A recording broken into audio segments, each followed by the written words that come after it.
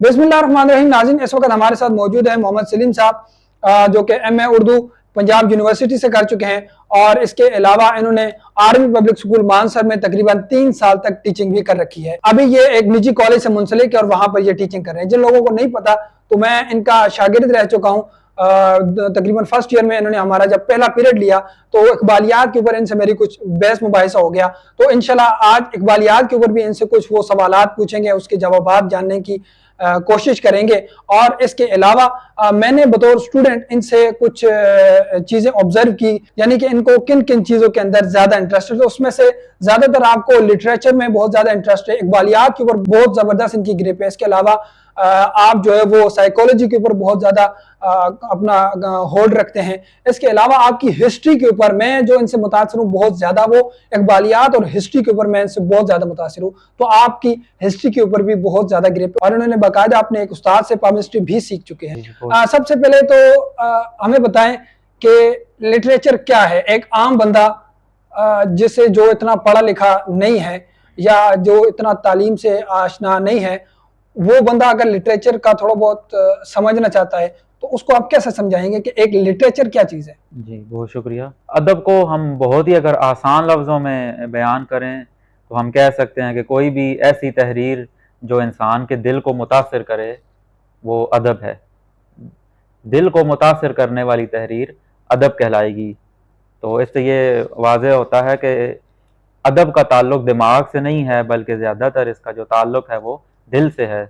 ऐसी तहरीर जो जमालियात की हामिल हो और दिल को मुतासिर करे वो तहरीर अदब होती है, अदब कहलाती है। ये इसकी बहुत ही सादा और आसान लफ्ज़ों में इसकी तारीफ है। ठीक है। अच्छा, अब ये बताएं कि बतौर आपने एमए उर्दू पंजाब यूनिवर्सिटी से कर रखा है, तो उर्दू अदब को इससे कैसे कनेक्ट करेंगे? उर्दू अदब के बारे में हमें थोड़ा सा अब मजीद डिटेल से बताएं। दुनिया की हर जुबान में अदब तो लिखा ही जाता है, जैसे आपको मालूम है। और ये भी आपके लिए एक हैरानी की बात होगी कि किसी भी जुबान में शायरी पहले लिखी जाती है। अच्छा जी, और नसर बाद में लिखी जाती है। उसके जो उसूल कवायद होते हैं, जवाबित हैं, अच्छा। वो बाद में बनते हैं किसी भी जुबान में। तो पहले जो कोई भी जुबान होती है उसमें शायरी की जाती है। शायरी की जाती है जी, और ये हर शोबे में ये मामला है कि किसी भी चीज़ में उसके वो शुरू हो जाती है, उसके जो उसूल जवाबित होते हैं, जो रूल्स होते हैं, वो बाद में बनाए जाते हैं। अच्छा, ये बताएं कि अदब में कौन कौन सी चीजें आती हैं? आपने एक तो शायरी का बता दिया, नसर का बता दिया, और कौन कौन सी ऐसे तहरीर तहरीर और कौन कौन सी ऐसी टाइप्स है जो कि अदब को हम उसमें शुमार कर सकते हैं? अदब में तो बुनियादी तौर पर तो ये दो ही इसकी अकसाम हैं। अच्छा, शायरी और नसर। फिर आगे इनकी अकसाम है, शायरी की अकसाम है और नसर की भी फिर आगे अकसाम है। अफसानवी और गैर अफसानवी नसर है, इस तरह फिर इनकी अकसाम है। अच्छा, ठीक है। शायरी का तो जैसे आपको पता है कि नज़्म की अकसाम है, एक नज़्म की अकसाम बन जाती है। बुनियादी तौर पर गज़ल और नज़्म है, फिर आगे नज़्मों की अकसाम है, कुछ मवाद के लिहाज से और कुछ हैत के लिहाज से हैं। और गज़ल तो गज़ल ही है, उसकी आगे भी अकसाम है, लेकिन उसका भी महल नहीं है उधर उनका जिक्र किया जाए। और नसर के हवाले से मैं बात बताना चाहता हूँ कि नसर की दो अकसाम होती हैं बुनियादी तौर पर, अफसानवी नसर और गैर अफसानवी नसर। फिक्शन और नॉन फिक्शन। फिक्शन में उर्दू में फिक्शन में 4 चीज़ें हैं, दास्तान है, नावल है, अफसाना है और ड्रामा है। ये फिक्शन में आ जाती हैं। और इसके अलावा जो नॉन फिक्शन है या गैर अफसानवी अदब है, उसमें ये ख़त है, दरख्वास्त है, मजमून है, ये सारी चीज़ें गैर अफसानवी अदब में शुमार होती हैं। हालिया दिनों के अंदर या जो दौर चल रहा है 4G और 5G इंटरनेट के आने के बाद, क्या आप समझते हैं कि उर्दू अदब मांद पड़ता जा रहा है या मजीद ये फल फूल रहा है, या इसकी तरक्की के लिए कोई पाकिस्तान लेवल के अंदर कोई काम ऐसा हो रहा है जो कि उर्दू अदब को मजीद प्रमोट कर रहा है? पहली बात तो यह है कि उर्दू अदब की तरवीज के लिए काम तो हो रहा है। अच्छा जी, उसके लिए बाकायदा इदारे बने हुए हैं लाहौर में, इस्लामाबाद में। इसके अलावा यूनिवर्सिटीज़ हैं जिसमें अभी BS भी स्टार्ट हो चुका है बहुत सी यूनिवर्सिटीज़ में। एक बात तो इदारों के हवाले से हो गई। और दूसरी जो अक्सर ये उर्दू अदब पर यह सवाल किया जाता है कि इसमें इतनी क़ुव्वत है कि ये फल फूल सके, तरवीज इसकी के लिए जो बात की जाती है, तो उसमें ऐसा होता है कि अदब जो होता है ना, वो हर ज़ुबान में, और हर ज़ुबान भी वो अपने अंदर भी एक क़ुव्वत रखती है जिसकी वजह से वो फलती फूलती रहती है। ज़रूरी नहीं है कि बाहर से उसे एक क़ुव्वत मुहैया की जाए। तो ये किसी के जुबान के बारे में या अदब के बारे में नहीं कहा जा सकता कि उसका मुस्तकबिल तारीख है या नहीं। तारीख कैसे नहीं, आप आज से 70-75 साल पहले या 80 साल पहले देख लें तो उर्दू अदब का बहुत बोलबाला था। जब हिंदुस्तान पाकिस्तान अलग अलग नहीं थे तो बहुत ज्यादा इसके ऊपर काम हो रहा था, और यानी कि बहुत नेक्स्ट लेवल इसके ऊपर यानी कि तरक्की हो रही थी और बहुत ज्यादा काम यानी कि हो रहा था। और उस वक्त को और आज के दौर को मवाजना किया जाए तो क्या आपको लगता नहीं है कि ये आहिस्ता आहिस्ता मान पड़ रही है? नहीं, मवाजना किया जाए तो आप तो मिकदार के हवाले से कह रहे हैं ना, उसकी मिकदार तो जी, जी। कम हो सकती है, लेकिन असल में जो इल्म होता है या अदब है खासकर, उसकी मिकदार नहीं देखी जाती ज्यादातर, उसकी जो कैफियत है, ठीक जो उसकी क्वालिटी कह लें ठीक कि वो पुरअसर भी है कि नहीं, उसमें असर करने की जो कुव्वत है वो है कि नहीं, तो वो तो रहती है हर दौर में अदब में, इसीलिए तो वो अदब होता है।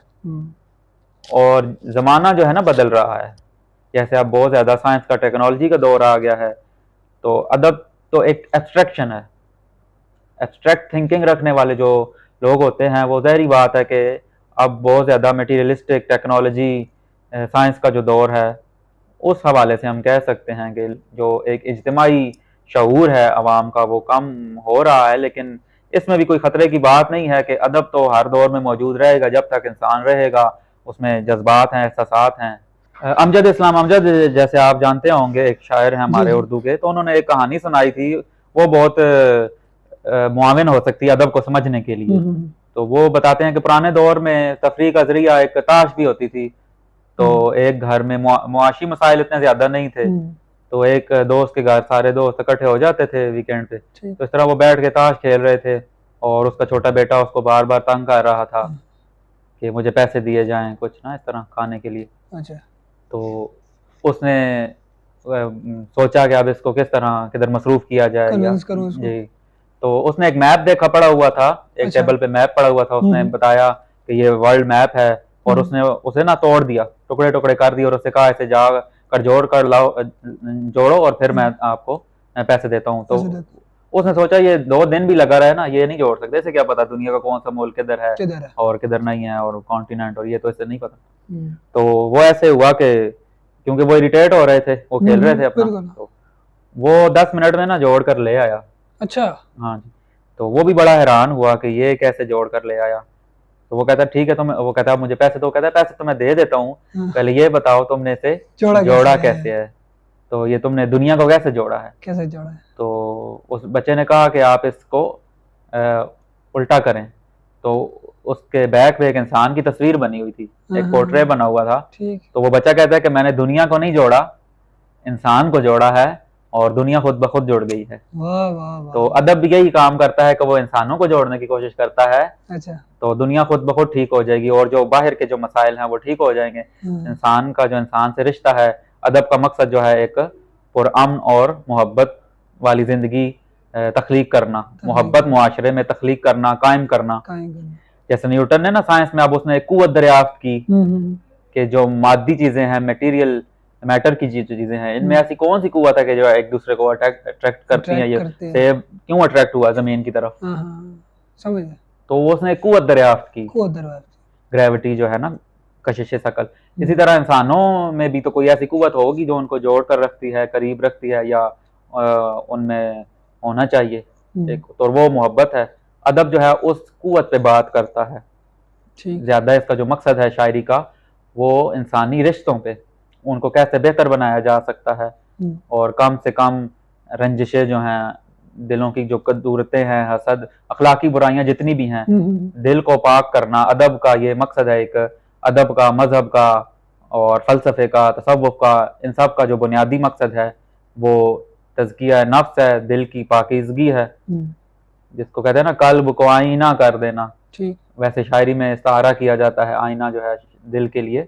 तो वो दिल जो है, जो दुनिया की गर्दो गुबार से जो उसमें कदूरत आ जाती है, वो धुंधला पड़ जाता है, उसमें धुंधलाहट आ जाती है, तो उसको साफ करने के लिए अदब जो है बहुत ही मोमेद व मुआवन साबित होता है। ये अदब का काम है। जैसे मीर ने बहुत मशहूर शेर है, जैसे मीर का के ले सांस दिया हिस्सा के नाजुक है बहुत काम, आफाक की इस कार गए शीशा गरी का। कि सांस भी आहिस्ता लो, कि ये जो कायनात है ये एक शीशा है और सांस लेने से उस पर धुंधलाहट आ जाती है। तो अदब भी यही है कि ये बताता है कि इंसान का जो दिल है, कल्ब है, उसको इस धुंधलाहट से कैसे पाक किया जाए या बचाया जाए इसको। पहला तो यही मकसद है कि इस पे जो धुंधलापन है वो आए ही ना।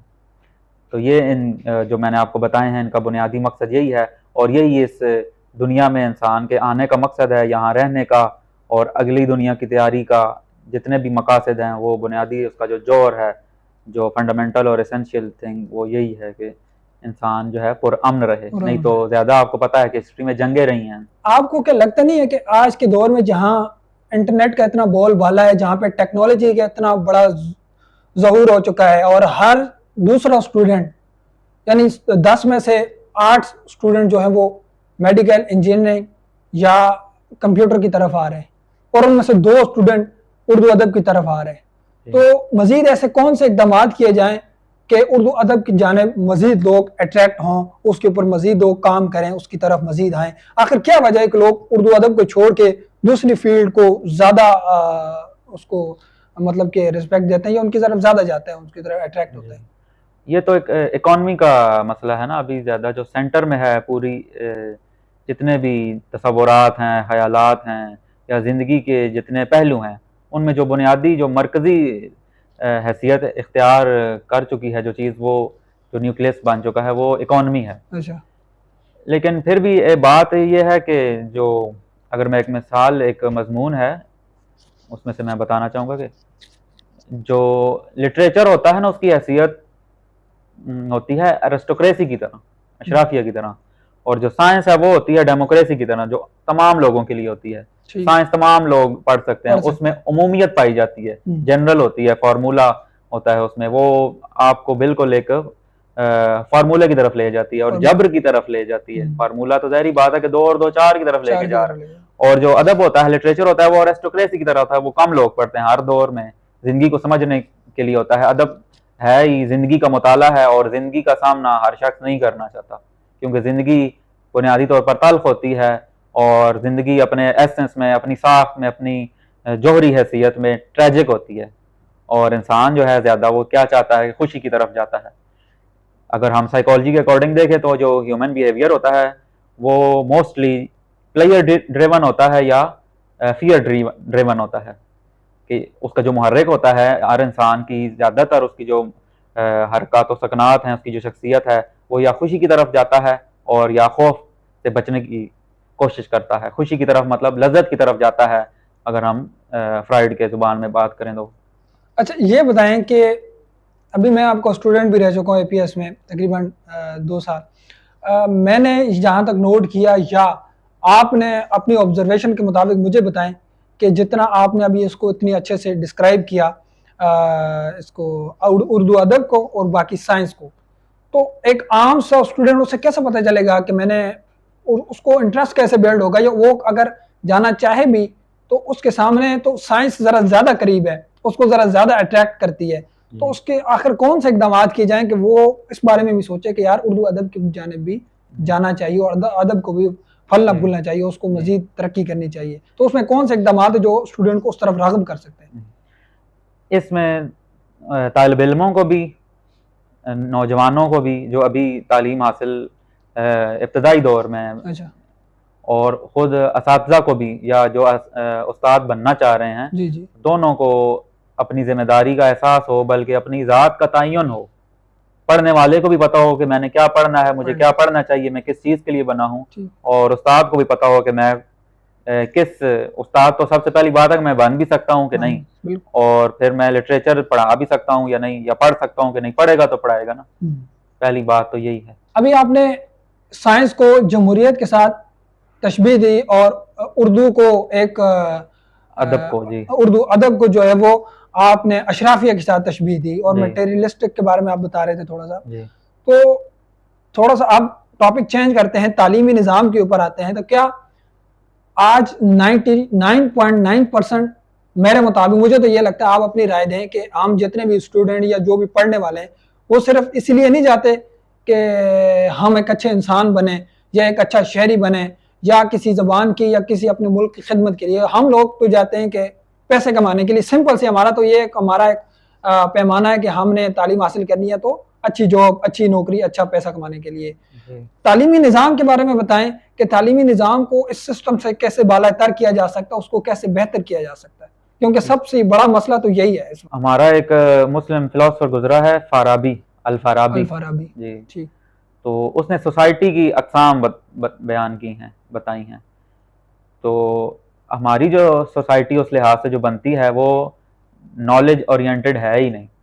अच्छा। अपनी नीड्स को, जो बेसिक नीड्स होती हैं इंसान की, उनको पूरा करने वाली, उसका जो इज्तिमाई शऊर है वो उसमें फ़ाल करती है हमारी सोसाइटी। अच्छा। पूरा मतलब हम कह सकते हैं कि जो तालीम है वो हमारे कल्चर का हिस्सा ही नहीं बन सकी। हमारे कल्चर का कह लें, सोसाइटी का हिस्सा नहीं बन सकी। अगर जैसे आप कह रहे हैं वो है भी तो एक इदारों के अंदर महदूद है तालीम का सिलसिला, और तालीम भी महदूद है और वक्त भी महदूद है कि खास वक्त में पढ़ना है, उसके अलावा पढ़ना भी नहीं है, सोचना भी नहीं है जी। पुराने दौर में तो ये होता था कि वो एक मखसूस वक्त के अलावा भी सोचते रहते थे उस चीज़ के बारे में, और वो इल्म भी ऐसा था, तालीम भी ऐसी थी कि वो सोचना सिखाती थी। अब जो है वो ज़्यादातर रोबोट बना रही है जो तालीम है।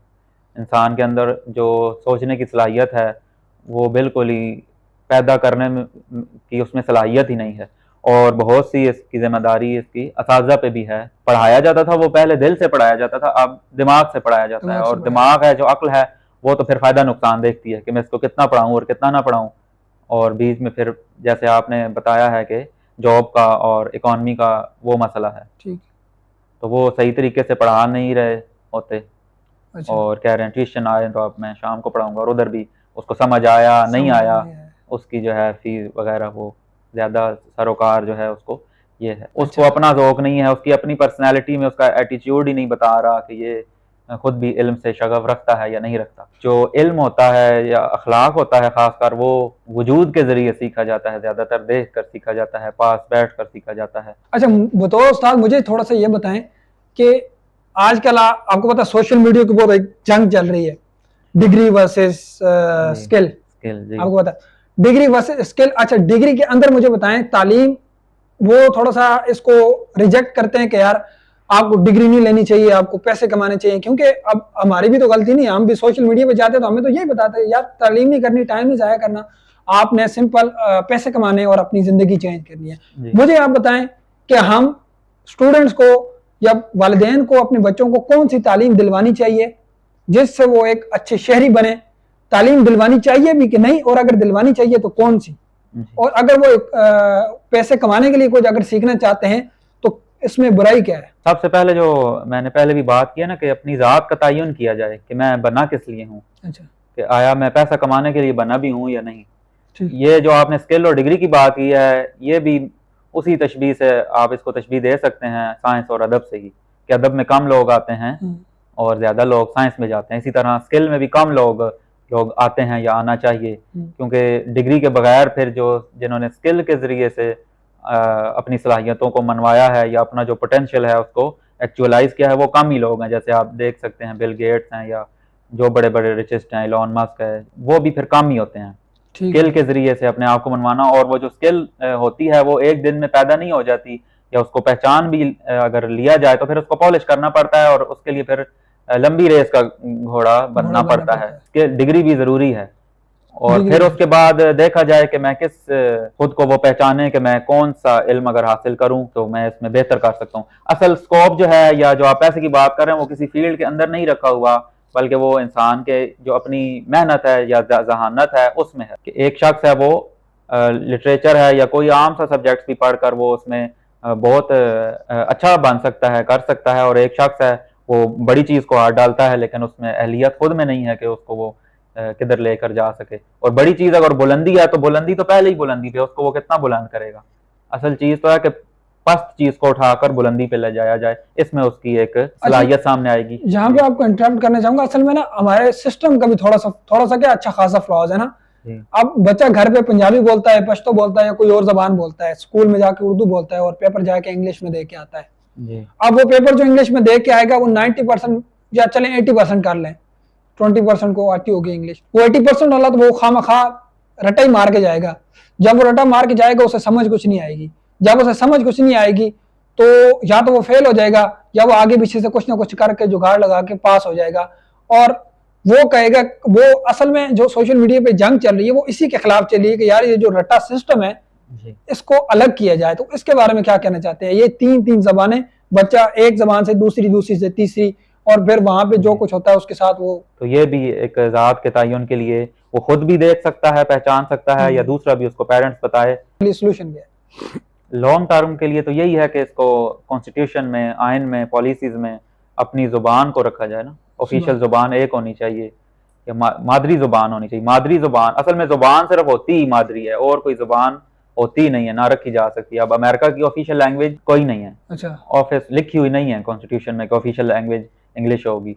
है इंग्लिश ही, अच्छा, लेकिन वो ऑफिशियल नहीं है। नहीं है जी, बोली वहां पे इंग्लिश ही जाती है, लेकिन वो ऑफिशियल नहीं है, वो मादरी जुबान है ना। मादरी जुबान जुबान होती ही सिर्फ मादरी है, जो इंसान के लाशऊर से ताल्लुक रखती है, जो लाशऊरी तौर पर वो सीखता है और सिर्फ अपने मीनिंग्स को एक्सप्रेस करने के लिए वो जुबान इस्तेमाल करता है, और वो लाशऊर से मदद लेता है। ठीक है, और जो सीखी हुई जुबान होती है फिर उसमें शऊर या बोलेगा या क्या बोला जा रहा है या कैसे बोला जा रहा है, तो उसमें वो उस तरीके से वो फ्लुएंसी नहीं आ सकती, या वो मीनिंग जनरेट नहीं कर सकता, क्रिएटिविटी नहीं आ सकती। जिसका ताल्लुक लाशऊर से है, जिस जुबान का, जो मादरी जुबान होती है, उसी में उसको ही, उसके जरिए से ही वो इल्म सीख सकता है। जुबान एक जरिया है, टूल है इल्म सीखने का। एक उस्ताद जिसने एमए किया हुआ है और वो खुद 20-25 हजार रुपए के लिए किसी कॉलेज, किसी इदारे में जाके, किसी स्कूल में जाके पढ़ाता है, वो 20-25 हजार रुपए लेकर क्या वो उस्ताद इस काबिल है कि वो उस बच्चों को उस काबिल बना सके? क्योंकि उस्ताद जब अच्छा होगा, उस्ताद जब बच्चे के अंदर ये तड़प पैदा करेगा कि वो सवाल करे, और उसे इतनी आज़ादी देगा, उसे इतनी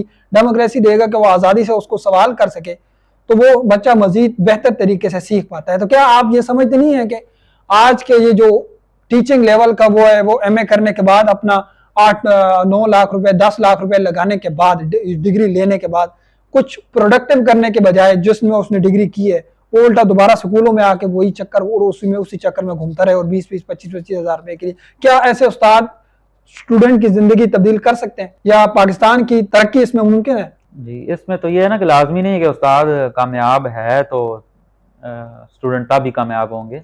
ये कर सकता है वो फिर भी, अगर लाजमी नहीं है, ये नहीं देखा जाता। नहीं, कामयाबी की मैं बात ही नहीं कर रहा, मैं बात कर रहा हूँ उस्ताद क्या इस कदर वो इन्फ्लुएंस है बच्चों के अंदर, उसका इतना इन्फ्लुएंस है, या वो इस काबिल है क्या? इस ये पैमाने इसकी मैं बात कर रहा हूँ कि हर कोई टीचिंग, कोई भी इदारा, प्राइवेट स्कूल ले लें, आज हमारे गांव में जितने भी आसपास जितने भी ले लें, अक्सरियत यानी कि टीचिंग की यही है, वो टीचर को 30,000 20,000 रुपए। हालांकि उस्ताद एक बहुत आला उसे कहते हैं ना कि हस्ती है। नहीं, ये फिर उससे भी सोचना चाहिए ना उस्ताद बनने से पहले भी, क्योंकि उस्ताद जो है उसमें फिर कुर्बानी भी होती है, सेक्रीफाइस होता है, ये चीजें देखनी पड़ती हैं, डेडिकेशन होती है, वो कमिटेड है उस अपने सब्जेक्ट के साथ नहीं, वो अपने प्रोफेशन को ऑन भी कर रहा है कि नहीं। तो वो इस फील्ड में आने से पहले सोचना चाहिए। अगर अब आ गया है तो फिर उसको इम्प्रूव करना चाहिए, बेहतर से बेहतर करना चाहिए, बेहतर से बेहतर करना चाहिए, क्योंकि दरख्त जो है वो अपने फल से पहचाना जाता है ना। अगर वो फल नहीं दे रहा तो फिर किधर ना किधर तो फ्ला है, उसकी जड़ों में है या उसके तने में है, शाखों में है, किधर मसला है, उसको ठीक किया जाए। एक अच्छे उस्ताद के लिए कौन कौन सी चीजें होना, उसके अंदर कौन कौन सी चीजें होना जरूरी है जो कि वो बच्चे को उसका एनालिसिस कर सके, उसको साइकोलॉजिकली उसको थोड़ा सा ऑब्जर्व कर सके, और उसके अंदर वो चीज डाल सके, उसको उस काबिल बना सके? दो चीजें तो मैंने अर्ज की है ना, कि जैसे सबसे पहले तो वो कमिटेड हो कि मैं उस्ताद हूँ और उसे पता हो, और उसके क्या कुछ एथिक्स होते हैं जो, ठीक है, नहीं चलिए एथिक्स की बात होगी, मैं वैसे उसकी स्किल की बात करूँ, उसके अंदर उसे जो है ना, जिसको कहते हैं ना मर्दम शनास होना चाहिए, कि जो उस्ताद होता है वो बीज की तरह देख सकता है किसी शख्स, बच्चे को, कि इसने कौन सा दरख्त बनना है, या इसको कौन सा पानी दिया जाए, कौन सी आबो हवा में रखा जाए इसको, तो ये जो बीज है इसमें से यही दरख्त बनेगा तो वो बेहतर रहेगा, और वो फ्रूटफुल रहेगा, फलदार रहेगा। और उसे खास करके ना, जिसको कहते हैं मल्टी डायमेंशनल पर्सनैलिटी जो होती है वो होना चाहिए। अमाजद वो मुख्तलिफ उलूम पर दस्तरस, बुनियादी तो चीजें उसे पता होनी चाहिए ना, या बहुत अगर मोटा सा हिसाब अगर लगाएं, बुनियादी तौर पर अगर हम उसे डायसेक्ट करें, तो उसे कम से कम ये पता हो कि ये जो बच्चा है ये आर्ट की तरफ, या आर्टिस्ट माइंड रखता है, या साइंस में ये ज्यादा बेहतर हो सकता है। कम से कम उसे ये पता हो, या ये हिस्ट्री में अच्छा हो सकता है। हमारे यहाँ ये होता है कि जिस भी सब्जेक्ट का जो उस्ताद है, टीचर है, फिजिक्स है, बायोकेमिस्ट्री, लिटरेचर जो भी है, मैथ है, तो वो यही कहता है कि अगर वो मैथ में अच्छा है, मैं भी मैथ का हूँ, तो ये मैथ में अच्छा है तो ये लायक है। हाँ बिल्कुल, और उसका वो, यही पैमाना। हाँ, क्योंकि उसका पैमाना एक ही है उसके पास ना, तो हो सकता है कि वो उसका इंटरेस्ट ही ना हो, ये अल्लाह ने उसे पैदा ही नहीं किया इस चीज के लिए। ये फितरत के ही खिलाफ है कि सारा कुछ एक जैसा नहीं होता, नहीं होता, बिल्कुल। अल्लाह जो है ना वो आजिज नहीं है, कादिर है। कादिर जो होता है वो एक जैसी शय तख्लीक नहीं करता। बिल्कुल। ये अगर डिमांड की जाए कि ये शय भी उस जैसी हो तो ये गैर फितरी है, तो वो फिर ज़ाहिर बात है कि नताइज नहीं पैदा कर सकती वो चीज़ जो गैर फितरी है। तो कोई भी चीज़ें एक जैसी नहीं हो सकती कि वो खुद उस्ताद बना है तो वो खुद ही उस्ताद बने। यहाँ पर मैं एक आपको बताता हूँ, एक खलील जिब्रान बहुत बड़े फिलासफर थे, मुसव्विर भी थे, शायर भी थे। उनका एक छोटा सा अफसाना है पागल खाना के नाम से। तो वो कहता है इस तरह, मैं पागल खाना में गया, पागल खाने में एक बैठा हुआ था पागल उस पे बेंच पे, तो मैंने उससे पूछा कि तुम यहाँ कैसे आ गए? तो वो यही कहने लगा कि मेरी माँ कहती थी कि मैं ये फलां प्रोफेशन में चला जाऊँ, ये बन जाऊँ, बाप कहता था तुम ये बन जाओ, मामू कहता था तुम डॉक्टर बन जाओ, ठीक है, उस तरह दोस्त कहते थे कि तुम फलां इस तरह ला कर लो या फलां फलां कर लो, और फलां मामू कहता था तुम पहलवान बन जाओ। ये जो जो जिस कैटेगरी में था वो उसे अपने जैसा बनाना चाहता था, और मुझे वो आईना बनाना चाहते थे और अपना अक्स देखना चाहते थे मुझ में, और अपनी जात की और अपनी अना की एक तस्कीन करना चाहते थे कि मैंने इसे ये बना दिया है। और फिर क्या होता है, अच्छा वो कहता है कि मैं सारे ये चाहते थे, और यहाँ पर मैं इसलिए आया हूँ कि यहाँ पर कम अज कम मैं जो हूँ वो मैं तो बन सकता हूँ, कि जो मैं हूँ वो मैं खुद बनना चाहता हूँ, जो मैं वो बनना चाहता हूँ, इसलिए मैं यहाँ आ गया हूँ। और फिर आगे लिखता है राइटर के उसने मुझसे पूछा कि आप किधर रहते हैं, तो मैंने कहा मैं तो इस चार दीवारी की उस तरफ रहता हूँ। तो वो फिर आगे से लास्ट उसका जुमला है, वो पागल कहता है कि अच्छा आप इस पागल खाने के उस तरफ वाले पागल खाने में रहते हैं। क्या तो ये एक खुदी का और अपनी जात का तयन बहुत जरूरी है, और जितने बड़े बड़े जो लोग बने हैं वो अपनी फील्ड में पहले ही थे, किसी की नकल करके वो नहीं बने थे। अच्छा, इकबाल इस बारे में क्या कहते हैं, अपने आप को पहचानने के बारे में? जी, इकबाल का तो जैसे बहुत खुदी का एक पूरा उनका एक फलसफा है, और ये जो थीम है ये तो बहुत पुरानी आ रही है, सुकरात से हमें मिलती है ये बात कि सुकरात तब बना, पहले वो अपनी माँ के साथ जाता था, उनका एक डेल्फी नाम का मंदिर था उधर, अच्छा, एथेंस में, यूनान में। तो उसके बाद जुमला लिखा हुआ था नो दाई सेल्फ, खुद को पहचानो। अच्छा, ठीक है। और इससे पहले हम इंसानों के पास एक सबसे जो पहली रिटर्न फॉर्म में हिस्ट्री में जो मौजूद है, एक नज्म है, पोएम है, एपिक ऑफ गिलगामेश, उसमें भी यही चीज हमें मिलती है कि खुद को पहचानो। इंसानी जिंदगी का जो है मकसद है, जो भी है, वो इधर से शुरू होता है, उसका दुनिया में आने का मकसद, और उसने क्या क्या करना है, क्या नहीं करना, उसकी कामयाबी नाकामी का इंतजार इसी चीज पर है कि खुद को पहचानो, no thy self and B thy self, खुद को पहचानो और खुद बनो। अच्छा, मेरा आखिरी क्वेश्चन है, अब दूसरे टॉपिक की तरफ चलते हैं। मुझे आपने बड़े अच्छे से इसको डिफरेंशिएट किया कि स्टूडेंट को मामू कहता है ये बन जाओ, बाप कहता है ये बन जाओ, चाचू कहता है ये बन जाओ, घर से कहते हैं, पेरेंट्स कहते हैं ये बन जाओ, यानी कि हर किसी की, वो आपने कहा कि हर शख्स मुझ में अपना आईना, अपनी तस्कीन करना चाहता है, मुझे मेरे अंदर मुझे एक आईना बनाना चाहता है, अपने जैसा करना चाहता है। स्टूडेंट क्या करे इस सिचुएशन में, अगर वो अपने आप अपना पैशन, बिल्कुल पहले तो होता ही नहीं, वो शाज़ो नाज़ुर होता है कि किसी को अपने पैशन का पता चल जाता है, ठीक है, वो बहुत कम, ये बहुत ब्लेसिंग होती है कि बहुत अर्ली एज में अगर किसको पता चल जाता है कि मैं इसी के लिए बना हूं, मैं औरों के लिए, और अगर उसे पता चल जाए तो वो उसको कैसे आगे लेके जाए, उसको थोड़ा सा बताएं कि उसको मजीद कैसे, उनके साथ उनको भी नाराज ना करे। जारी बात है, वो पेरेंट्स है, आपकी फैमिली है, वो एक हिसाब से वो बेहतर ही चाहते हैं, लेकिन हर शख्स का चाहता है कि मेरे जैसा ही हो, वो उसके अंदर क्या करे उस सिचुएशन के अंदर? नाराजी की जो बात आपने की है ना, वो उनको ये कह दे कि मैं कोशिश करूंगा, ना कहे उनको, लेकिन मैं समझता हूँ कि मैं इस फील्ड में जाऊं तो वो मेरे लिए बेहतर है, मेरे लिए पैशन है। जो इंसान काम दिल से करता है उसमें वो थकता नहीं है,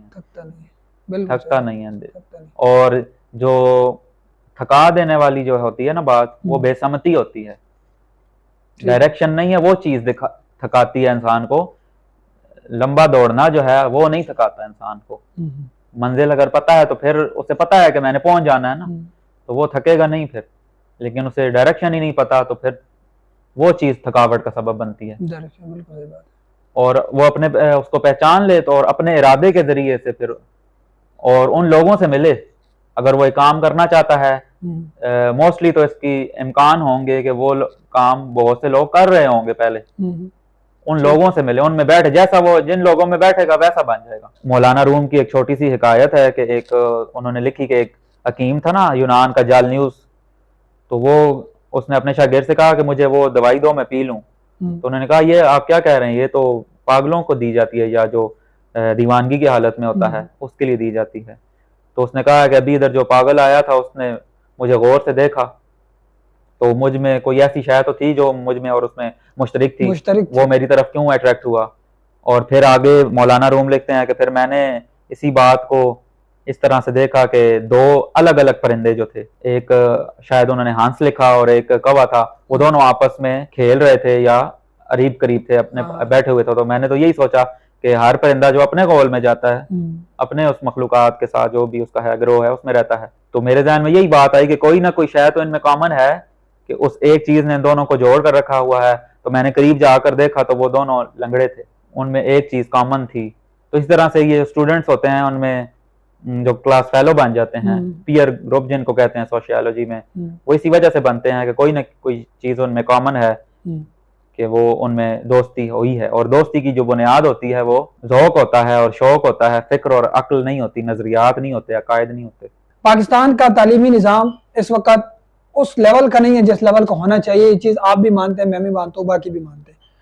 कहते तो सारे हैं कि तालीमी निज़ाम ठीक नहीं है, क्योंकि एक पंजाब के अंदर 2500 बोर्ड, सारे पत्नी कितने कितने स्कूल और कितने कितने सिस्टम और कितने पूरे पाकिस्तान में कितने कितने बोर्ड चल रहे हैं।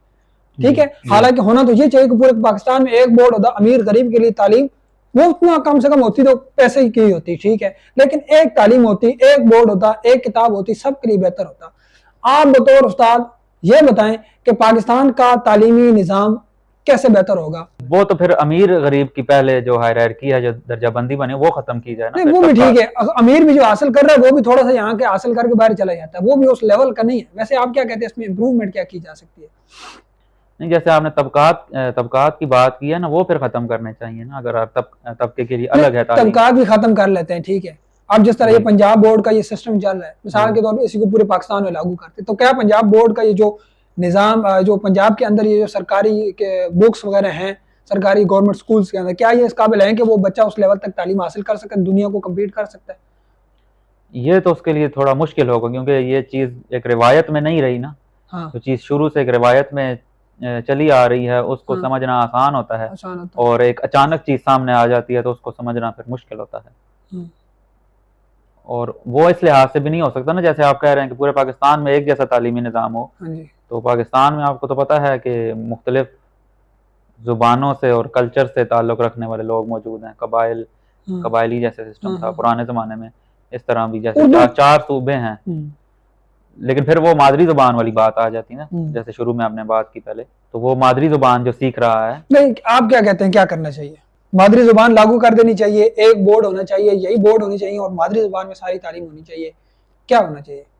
या उर्दू ज़ुबान में सारी तालीम होनी चाहिए पूरे पाकिस्तान? ज़ुबान एक हो, कोई भी ज़ुबान हो, इंग्लिश रख दें बेशक, अगर इंग्लिश रखते हैं, इंटरनेशनल लैंग्वेज है। क्योंकि उर्दू इस वक्त, आपको पता है, उर्दू इस वक्त इतनी जहरीली हो चुकी है, और जहरीली की सॉरी माजरत, कि यानी कि इतना उसको वो आलूदा कर दिया गया इंग्लिश के लफ्ज उसमें घुमा घुमा के और फिर पंजाबी के साथ भी इंग्लिश मिक्स करके और सारा उर्दू में। वो तो इस वजह से है ना कि समत नहीं थी ना कोई शुरू से। तालीम के पहले कुछ ऑब्जेक्टिव्स हैं, जो गोल सामने रखे जाएं कि ये जो तालीम दी जा रही है, जो पॉलिसीज बन रही हैं, जो सिलेबस बन रहा है, वो हमने क्या अचीव करना है, कौन सा गोल है कि एक शख्स को हमने अखलाकी इंसान बनाना है, या उसे एक पैसा कमाने वाली मशीन बनाना है, उसे रोबोट बनाना है, ठीक है, या क्या बनाना क्या है, उसे प्रोडक्ट आप उससे हासिल क्या करना चाहते हैं।